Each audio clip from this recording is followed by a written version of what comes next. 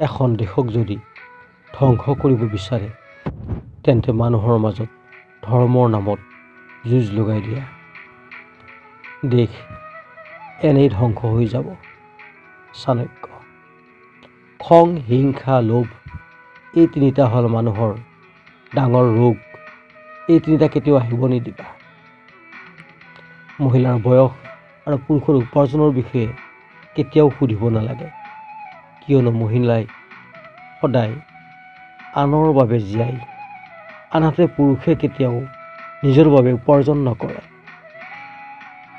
তুমি যদি আনৰ জীৱনত আশাৰ বন্তি জ্বলোৱা তেন্তে সেই পোহৰে তোমাৰ অহা যোৱা কৰা পথকেই আলোকিত কৰিব। সূৰ্যৰ তাপ আৰু পিতৃৰ ক্ৰোধ দুয়োটাই সহ্য কৰিব শিকক, কাৰণ সূৰ্য ডুবিলে পৃথিৱী অন্ধকাৰ আৰু পিতৃ নহ'লে জীৱন অন্ধকাৰ হৈ যায়। তুমি যি ভাবা সেয়াই হ'ব। যদিহে তুমি নিজকে কমজুৰি বুলি ভাবিছা তেনেহ'লে তুমি কমজুৰি হৈ যাবা, আৰু যদি তুমি নিজকে বলি বুলি ভাবিছা তেতিয়াহ'লে শক্তিশালী হৈ যাবা। কৃপণ কেতিয়াও ধন সম্পত্তিৰ মালিক হ'ব নোৱাৰে। ধন সম্পত্তিয়েই কৃপণৰ মালিক হয়। সকলোতকৈ ডাঙৰ ধৰ্ম হ'ল নিজৰ স্বভাৱৰ প্ৰতি নিৰ্ভুল হোৱা, নিজৰ ওপৰত বিশ্বাস কৰা।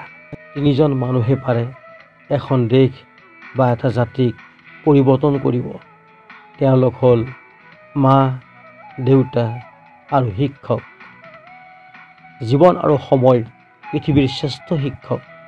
জীৱনে শিকায় সময়ক সঠিকভাৱে ব্যৱহাৰ কৰিবলৈ, আৰু সময়ে শিকায় জীৱনৰ মূল্য দিবলৈ।